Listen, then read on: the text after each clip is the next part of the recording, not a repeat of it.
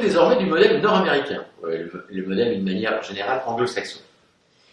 Il est bien évidemment inspiré des doctrines libérales du laisser-faire. Il est très en opposition en ce sens au modèle français, qui lui est basé sur le modèle de la régulation.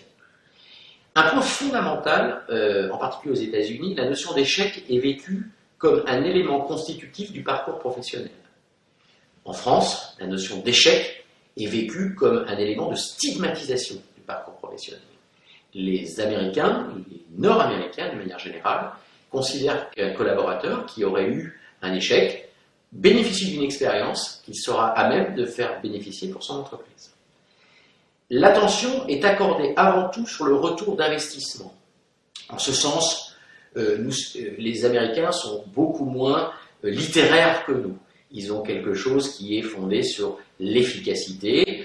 Nous travaillons dans l'objectif d'avoir un retour sur investissement. L'individu est considéré comme une ressource.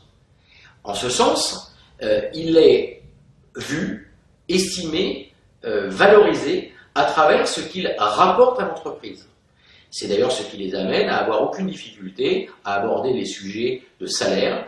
Un Nord-Américain vous donnera facilement son salaire, et d'ailleurs il le reliera à ce qu'il rapporte à l'entreprise grâce à ce salaire. Le comportement est de type individualiste et opportuniste, ce qui peut conduire des personnes, des collaborateurs francophones qui sont habitués à des modes de collaboration plus collectifs, à trouver très étonnant l'individu qui se comporte selon ses propres normes et ses propres valeurs. On appelle ça le self-marketing. L'individu se construit, s'organise, fait sa propre promotion, peut consacrer du temps à voir ses chefs, organiser son parcours professionnel. La rotation des cadres est très rapide. Cette idée est importante si vous avez à recruter des personnels aux États-Unis.